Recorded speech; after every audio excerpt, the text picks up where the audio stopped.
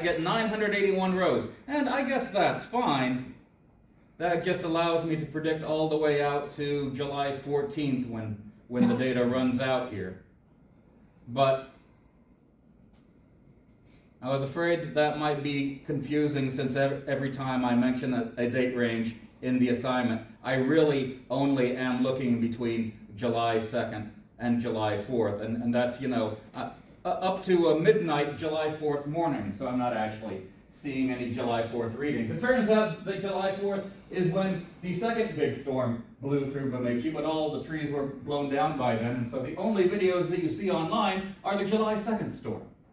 July 4th storm, from the data, from the graph, it looks like that was a bigger storm. The winds were blowing even faster, but that's not what I don't want you distracted by that.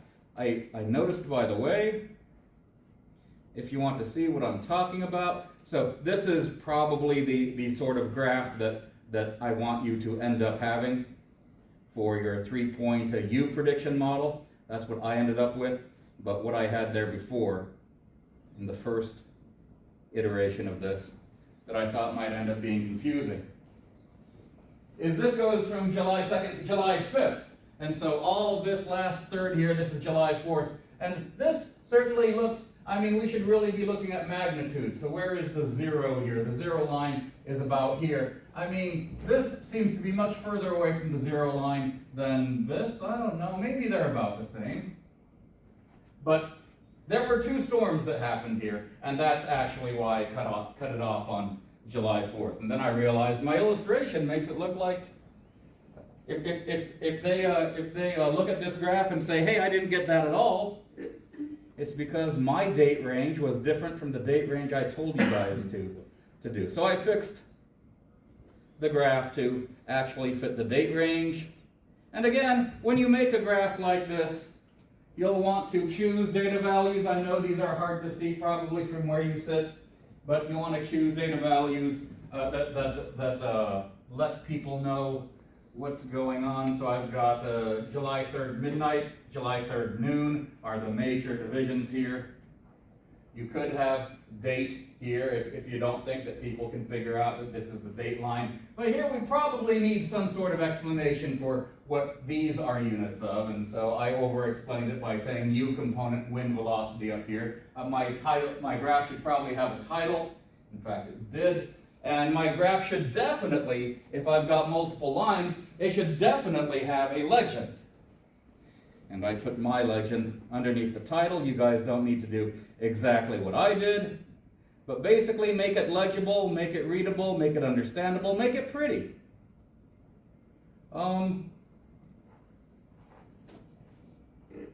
In the past, I've seen a lot of students make the background of the graph black, and so have these colors as sort of electric blue and electric orange on a black background. And for a while, that seemed to be the student's definition for making it pretty. I prefer a white background, but again, tastes may vary. Since we're not printing this out on paper, I don't really care that we're wasting ink anymore. So just try to make this graph as understandable as possible. That's always the basic idea in making graphs. And so what I'm shooting for is seeing what the winds were actually doing. That's going to be my blue line, my actual U values. And so you can see that my predictions aren't necessarily always exactly the same as the blue line values, but at least the orange line is pretty close. I think maybe this is pretty successful. If I'm not too far away from the actual values most of the time, although when the wind actually peaked here, I feel like I was completely in the wrong direction. Maybe that makes me a little bit sad. But maybe that's the limitations of the linear model that I'm trying to implement. And really, we are going to judge this graph not by any single result on it, but by an average of all the results. We're going to try to summarize the accuracy of this model, of this orange line trying to predict the blue line by the RMSE, the root mean square error overall of all of my orange points compared to all of my blue points. All right. So maybe that's the context of what I'm trying to accomplish today. And so I don't really want all of the dates from July 1st to July 14th. That's why I'm going to go back inside this SQL and add this where clause at the end. I only want the results where the predicted value is between July 2nd and up to July 4th. And so the pound signs are to express date values, date literals, so that Microsoft Access knows how to translate those back into floating point values. If I run this, then instead of those 900 rows that I had before, 980 rows, now I only have 136. So this is actually what I wanted to copy paste into my Excel file here.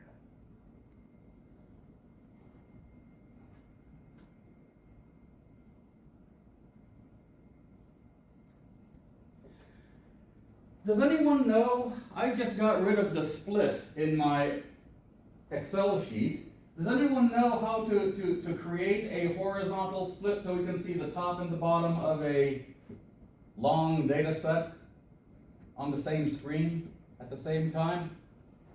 I think it's under the View menu. I have to relearn this every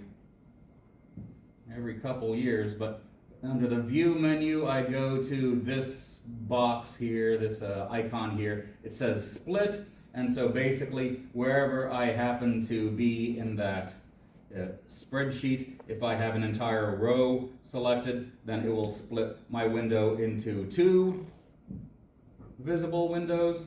If I just had a cell selected somewhere, it would actually do a horizontal split and a vertical split with my cell at the origin of that split, but usually I don't want to split my window into four viewing panes. I basically want to be able to see my first data point and my last data point on the same sheet. And so now that I have two vertical scroll bars, I can. I see the top of my data set here, and by dragging this second scroll bar all the way down, I can see the bottom at the same time. And so here are my values, and so I've got 4 consecutive U values, and then 4 consecutive V values, and the date that I've printed out is a.date. And so, and actually, it's only showing the date value. This is actually a date time value. That's fine. Yeah. How can I actually change the format of that? It's something like home and something like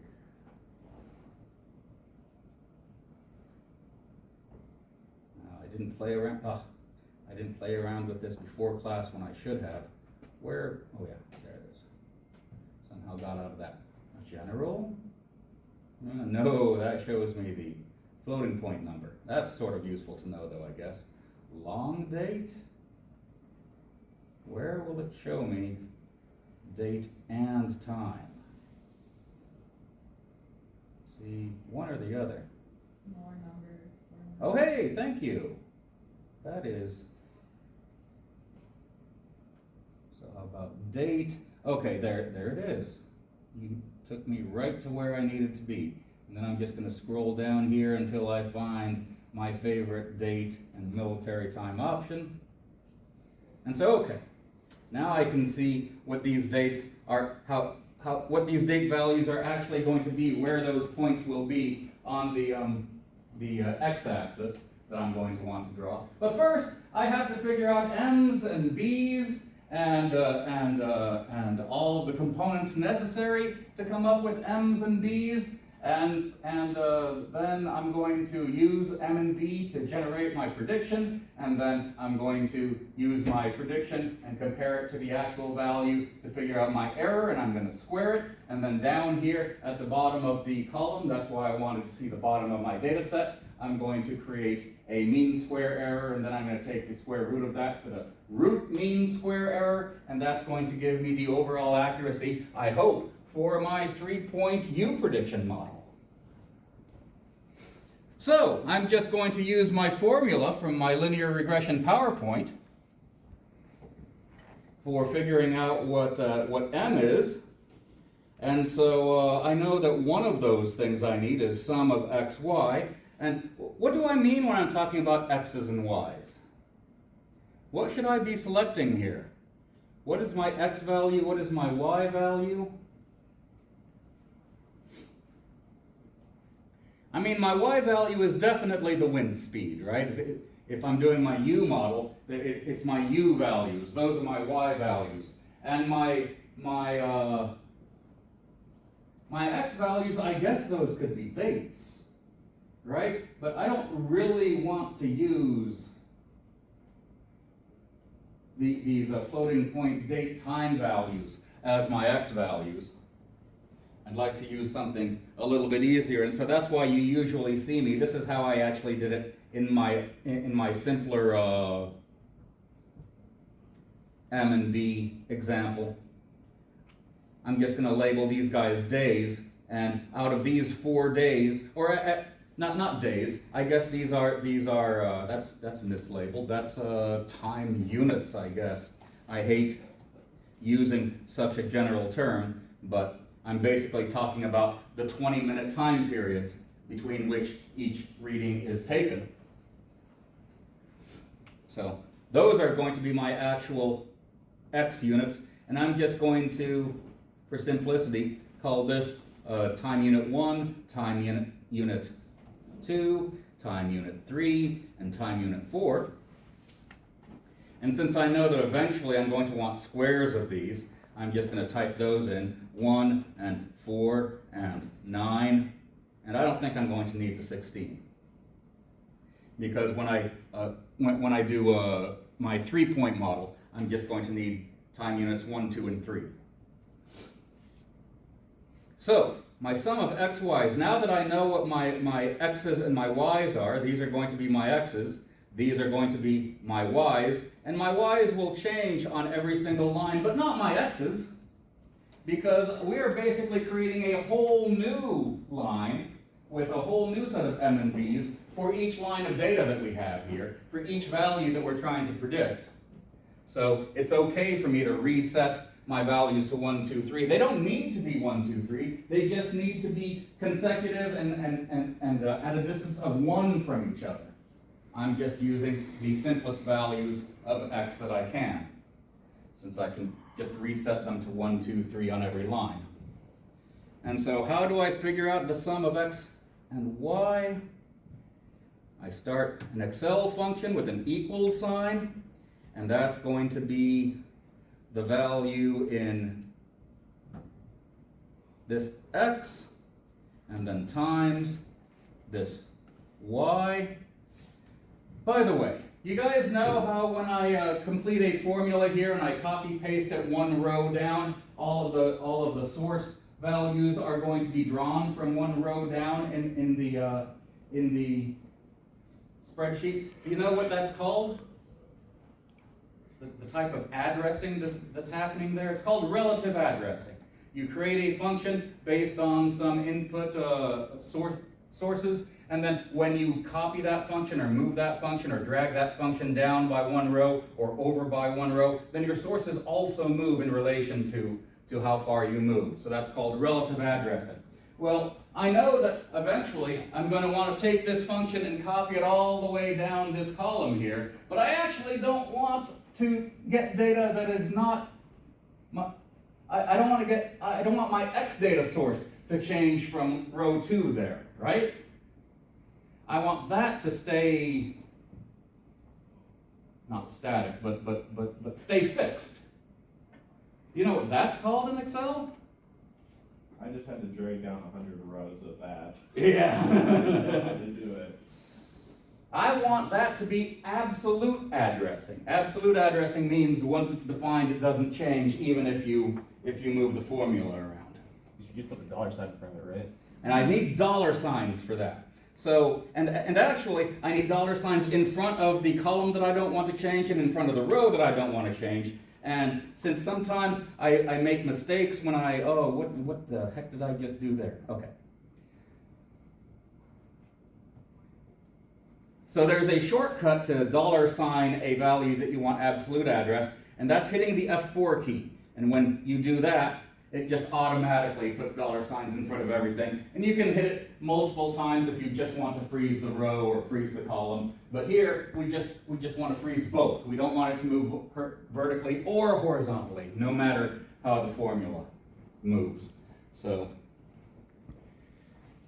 that's what I want to do for all of my x values. So this product plus this guy, F4, times this guy plus this guy, F4, times, did that happen?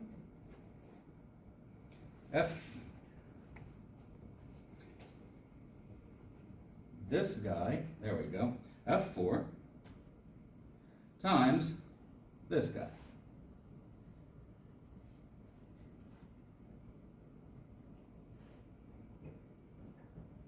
Does that make sense, what I did there?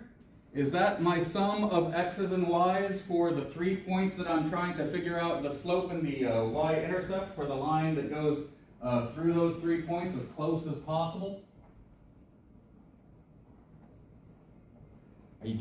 Are you guys just all nodding at me so I keep on talking? All right, this is my sum of x times y expression.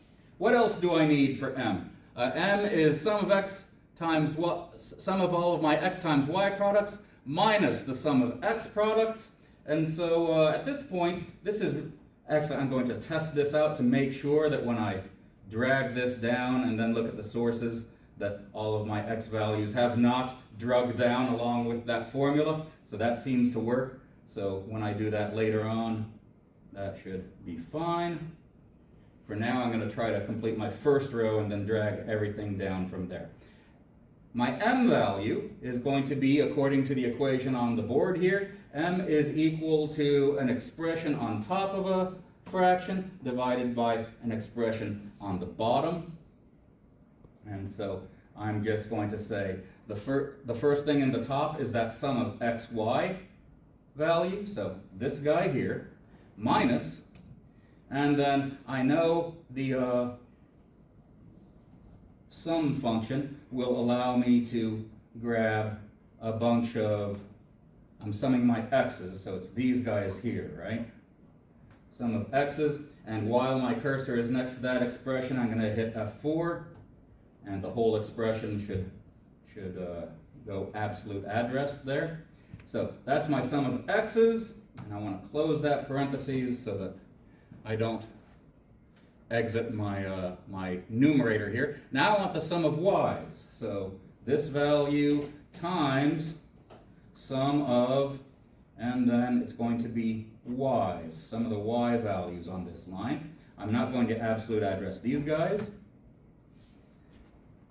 So this math is something minus sum times sum. The multiplication will happen first, and then that stuff will be subtracted by xy. But first I need to divide at least one of these product values with the count of points that I'm taking together to figure out that m. That's 3 points. I could use the count function, count, and then just count, try to count whatever, either x's or y's or something.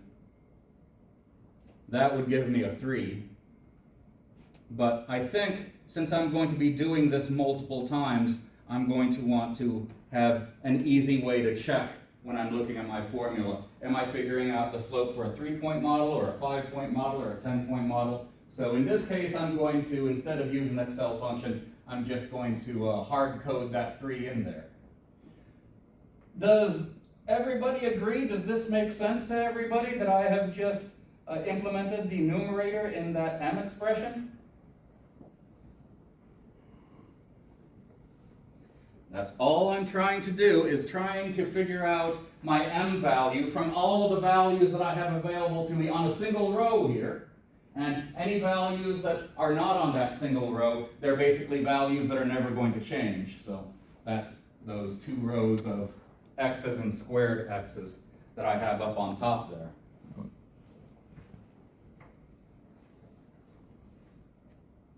So let me do the denominator. Can someone tell me what I need to put as the first expression in that denominator? According to the board, it's the sum of all x squared values. Would that be the sum function, and then I just sum all of these squared x values? And so that thing minus yet another fraction, sum of x's. We know where the sum of x's is. That's this line down here. And that value needs to be squared. So in Excel, that's that circumflex accent or whatever, the upward pointing angle symbol. Also, I just realized F1 through H1 and F2 through H2, I don't want those guys to move when I copy this formula down later. And so now that I'm no longer next to those expressions, I need to highlight the whole thing. And then F for that guy, and F for this guy.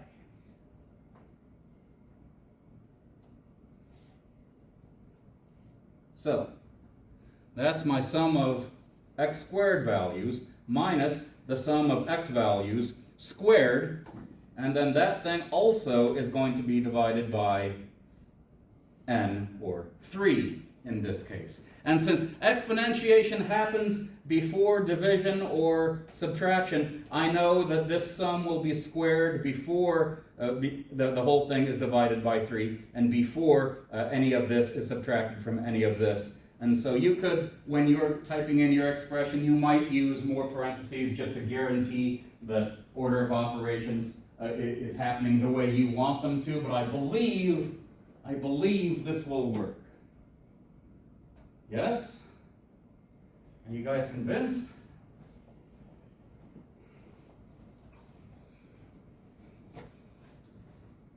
So I hope, this is my expression for m. I'm going to hit the check mark to accept it, and it's going to tell me, hey, you selected things next to other things.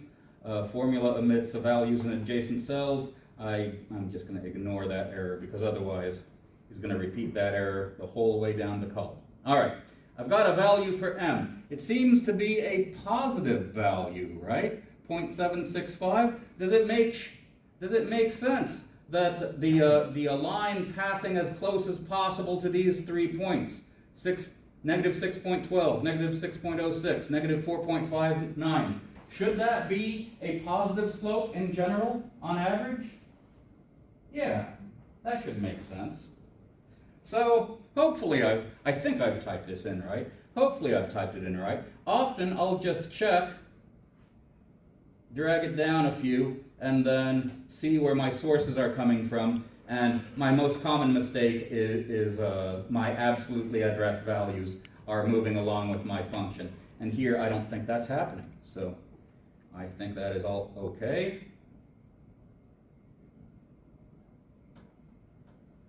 I'll delete those for now. How do I come up with my expression for b? The average of y's minus my m expression times the average of x's. I know what my 3 y's are. All I need to know is what is the function in Excel that does average. It turns out that it's the word average. Sometimes I make a mistake and type AVG because I think that's the function for average in Python or something. And then Excel yells at me because it doesn't know what I'm talking about there. But average of y's, where are my y's? They are the values on this very line right here that move along with my function. Those three, they do not need to be absolute addressed. Average of that minus the m value times the average of my x's. And the x's do need to be absolute addressed. What did I do here? I didn't put average in front of that. Equals average of F2 to H2. And before I close that, I'm going to F4. I'd only got the last one. Make sure the first one happens too. F4. There. Does that expression, from what you can read, from what you can see on the screen closest to you, does that look like the expression for B that I have on the whiteboard over here? Same expression that I got from my linear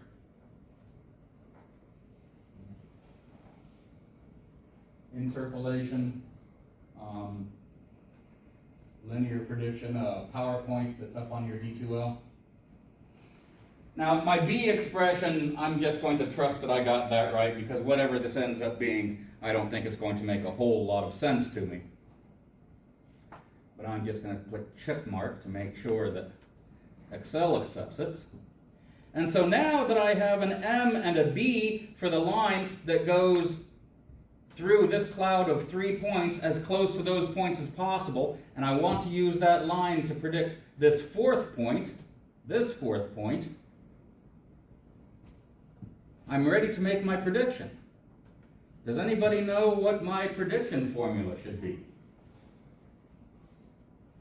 If points 1 and if my first 3 points were at locations 1, 2, and 3 on the x-axis, what is the x component of my fourth point going to be? 4? Does that make sense? And so I'm basically implementing the formula f of x is equal to m times x plus b, and I've got m and b on this line here to use, and so I just have to write that f of x is equal to m times x plus b expression, or just in Excel, equals m value times 4 plus b value equals m times 4 plus b. There it is. Does that make sense? The fact that I hard-coded that 4 in there, that's always going to work for the 3-point models when I'm trying to predict the fourth point. So this value is negative 4.06 that I ended up with here. And so if my first point was negative 6.12, next point was negative 6.06, next point was negative 4.59, does it make sense if we didn't know what the next point would be, that the fourth point would be, above those 3 points? Since the line was going upwards, we expect that the values will keep going upwards along that line. It didn't happen in reality. In reality, the wind speed increased to the south by a little bit. It went from negative 4.59 down to negative 5.36. But according to what our model expects, whatever the slope was for the first 3 points will be more or less the same for the fourth point. This is an okay prediction, even if it's not right. It's following the assumption of linear regression, right? This is why we're trying to figure out the slope of a line, so we can follow that line and make a pretty good guess, or an okay guess, for the next value, which we assume will be somewhere along that line. It's not always going to happen that way, but it's not a terrible prediction. Okay, I've got a prediction. I can compare it to the actual value. That will give me an error value. And this is the squared error. I didn't type out all of my words here. I'm not taking the square root of it. But whether that difference is positive or negative, I'm going to square it, so this squared error will always be positive. So I don't really care in which order I take that difference. Normally, I would, when I'm trying to figure out the absolute, or when I'm trying to figure out the difference between a value and its prediction, I would start with the actual value minus the predicted value. I'll just stop right here to show you what that difference is. And so the raw error, the non-squared error, is negative 1.3. How is negative 1.3 related to negative 4.06 and negative 5.36? I have the real value is negative 1.3 units lower than what I predicted here. Sometimes that makes sense. That makes more sense than seeing a positive 1.3 here. I don't know actually what I'm trying to say. Probably what I should just do is square my error like I promised I would do, since that is how I get to my root mean square error value.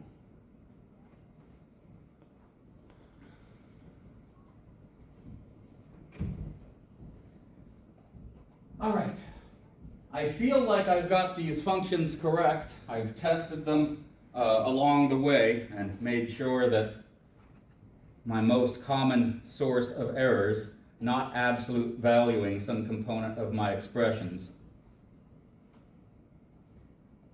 has not happened. Again, I'll do a test here, make sure that I'm not getting any errors here. I'm going to check my sources, and nothing absolute valued there. There are my absolute values. My absolute addressing held, it looks like. I'm not getting any weird selections of values that are selected a couple of rows over the row that, a couple of rows above the row that I'm trying to predict here. And sum of xy, sure, okay. And then this guy is just using values on the same line, so no absolute addresses. Okay, I think these expressions all work, so I'm just going to take advantage of the fact that I can see both the top and the bottom of this spreadsheet at the same time. I'm going to Control-C all of these expressions, and I'm going to click here and Shift-click down in the last cell of that region to select the entire region, and then I'm going to Control-V, and it's going to copy all of those expressions all the way down those columns. I do not trust these rows full of zeros. I feel like the wind sensor just stopped collecting data. I don't believe the wind wasn't blowing at all on average. But I mean, this is the best data I have. I'm going to go with it. If they gave me data values, I'm going to use them. It's just you can't necessarily trust that the machines will always tell you the truth. I feel like sometimes a stick blows into the sensor and keeps it from taking its readings. I would much rather see something there than nothing. But maybe the wind stops blowing like completely for entire 20-minute segments of time. All right, I've got a whole column of squared errors, even for these rows where I correctly predicted 0 wind speed. And so that is going to allow me to figure out what the average error is. I'll call that the mean square error. That's a common term in data mining and prediction. And so this is just going to be the average of all of these guys up here.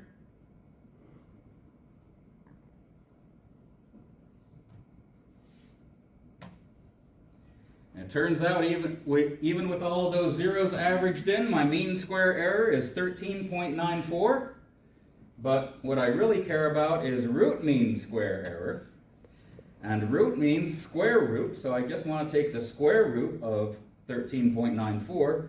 And so I can look that up in Excel, and it will tell me something like SQRT is the square root function. And I want to take the square root of this number here.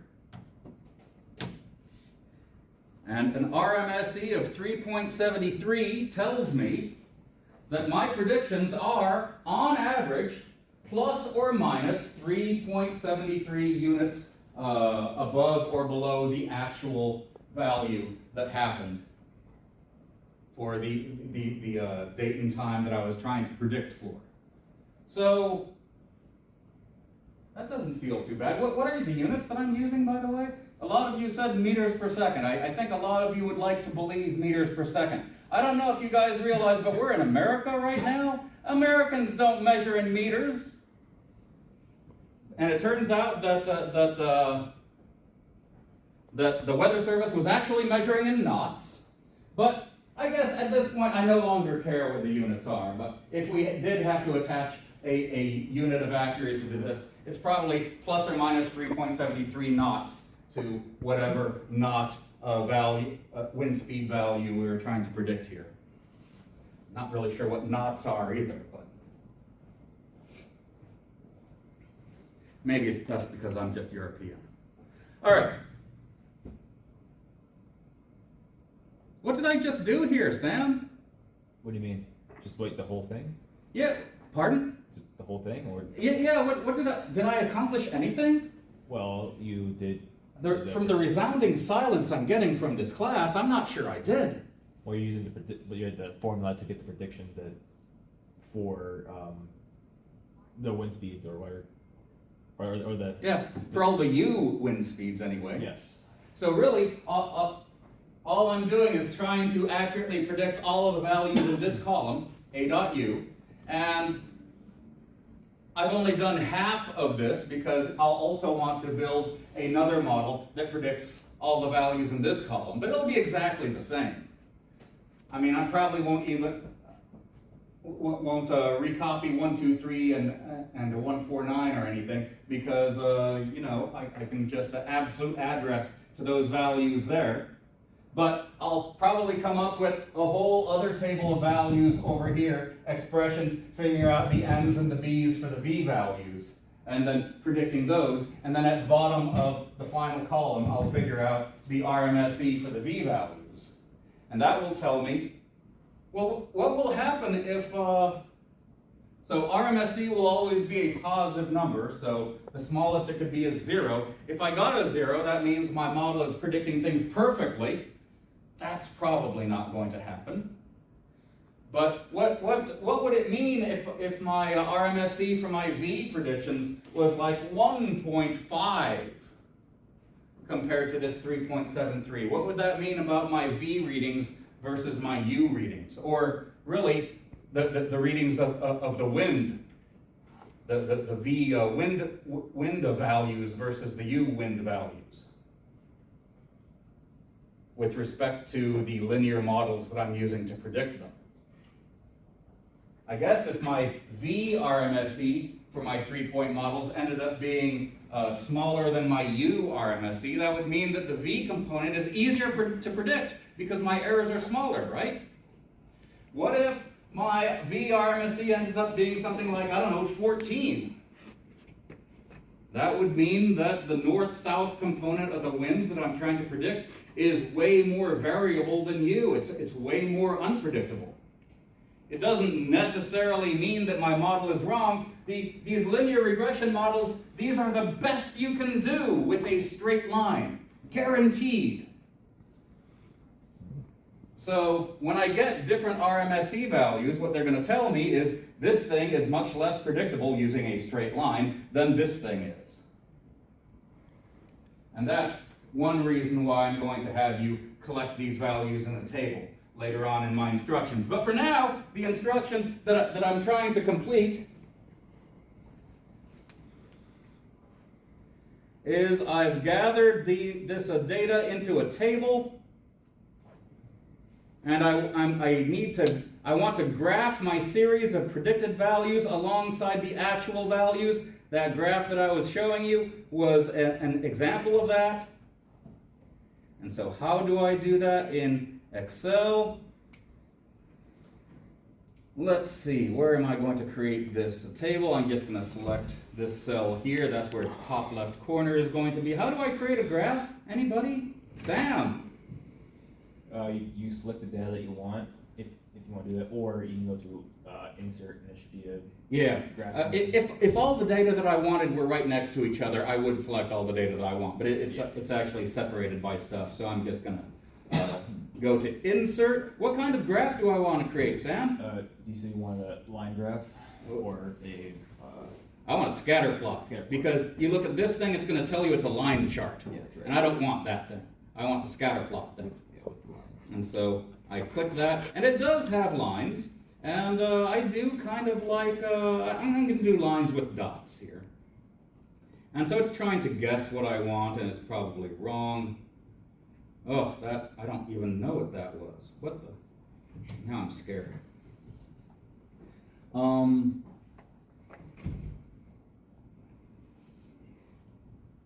Try that again. Insert this. Don't make assumptions. What? Uh-oh.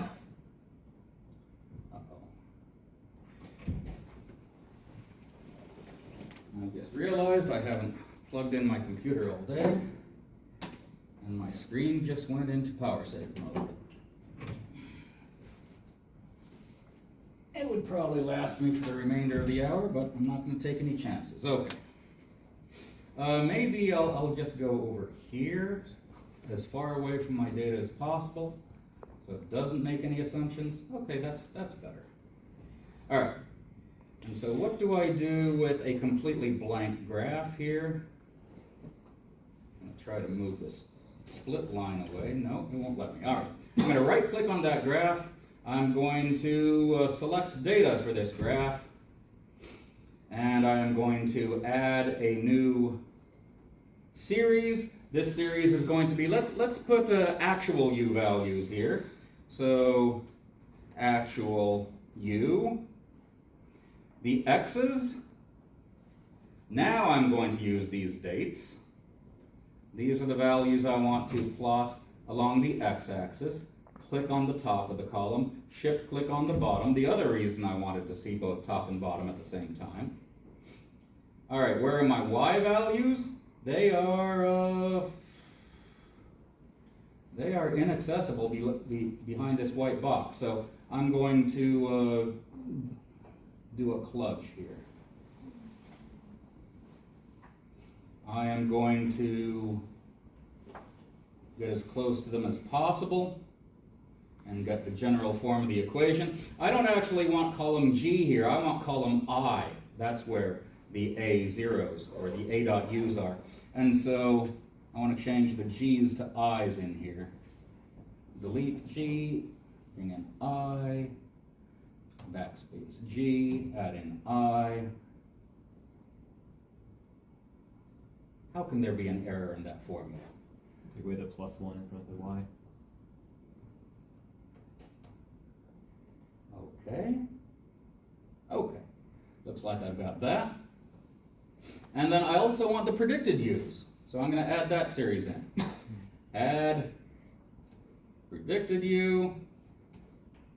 And then same X values. So from here down to here, shift click. And where are my predictions? Right here, just barely accessible. Shift click down to here. Okay. And sure, fine, okay. Does that look more or less like the dotless version that I showed you before? Why won't it let me ever select that split line? There, finally. Okay. If you don't like the look of this thing with dots, hey, actually, you know what? I'm going to, this is just awfully small. How can I make this as big as possible? I'm going to right click on this graph again, and I'm going to choose Move Chart, and I'm going to move that chart to its own sheet. I'm going to call that sheet U3, for example, so I can tell what that's going to be. Then I can change my chart title. I can add my axis titles. Sure. I definitely want to add a legend, that sort of thing. And if I want my legend up at the top rather than the right, to give myself as much horizontal space to work with. That's what I'll do there, and maybe that's all I'll do for now. Maybe I can play around with things. Maybe if I want to see what that chart looks like without the markers, change chart type. That's actually what I showed you as an example in my homework description. I can just choose the version without the markers, but still straight lines between all the points.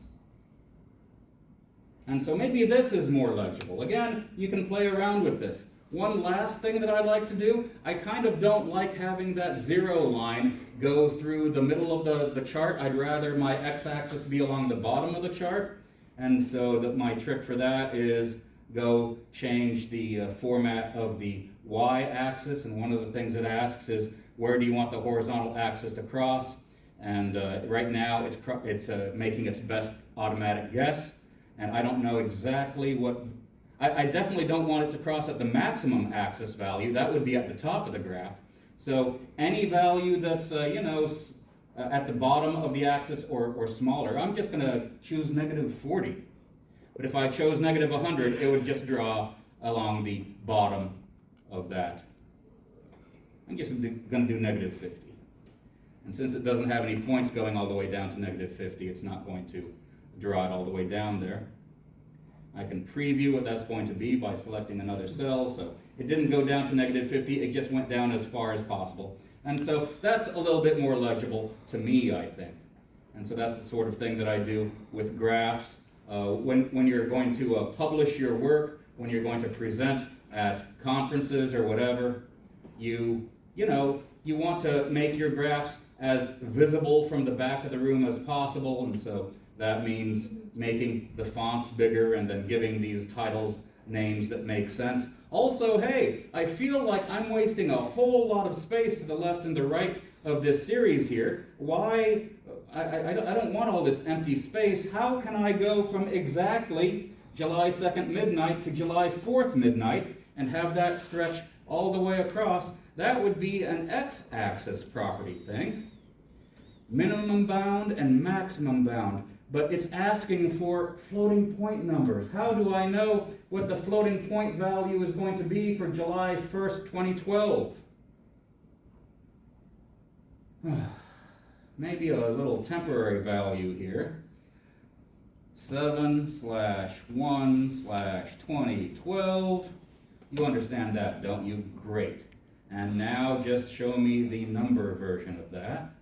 Go to format instead of date. And we saw that general does that for us, but also number tells us, hey, that's going to be 41091. And so that is the floating point number for July 1st, and the floating point number for July 4th is going to be 41094. And so now I have my two numbers. I can go back. 41091 instead of automatic. I'm going to put in my literal values. What did I do wrong here? Oh, from July 2nd to July 4th. I tested on July 1st. I really should have put in July 2nd, but okay. And so now I'm using as much space as possible and getting as much detail as possible in this graph. And this is the sort of thing that once it looks nice, you're going to want to copy paste this graph into your Word document that you turn in to D2L with your results from this assignment. Does that make sense? At this point, I have done 1/8 of the assignment for you. I've come up with a graph for U predictions, for the 3-point graph, but you're also going to want to do V predictions, and then for 5-point model, U and V. For the 8-point model, U and V. For the naive model, U and V. I believe those are the things that I asked for in this assignment. Did anybody read the assignment? Am I also asking for graphs of barometric pressure? I think I asked you for that in the previous assignment. So yeah, this is, we're not trying to predict barometric pressure, we're trying to predict wind, because why would we want to try to predict wind? I don't know if you noticed, but I don't know if it is noticeable, but when we do miss data in this data set, it ends up being right about where the storm was blowing the hardest. Something happened to the wind sensor, so it stopped collecting data. It would be nice if the people at the weather station had some app written by some knowledgeable programmer that would allow them to predict the wind based on past readings before all of their equipment broke, so that they can at least give some pretty close values to what's happening outside if their wind sensor is no longer giving them data. Of course, this model requires that you know the three previous wind values, and so you'll only be able to go one step into the future. But the next assignment that I give you on Friday, due next Friday, will try to address that. Not just using this station's data, but other sources of data as well. Does that make sense? Do you guys think that you can accomplish the remaining 7/8 of this assignment in the next 48 hours? By which time it'll be due? I'll probably accept it if you turn it in over the weekend, so really you have a little bit more time. But I don't want to move this back because we're so close to the end of the semester that it will impinge on you being able to do the final project work. And so, this understandable? This doable? All right. In that case, I will let you guys go. I'll address any more questions you have on Friday, and then I'll probably start talking about homework 6. Thank you very much for your attention. See you then.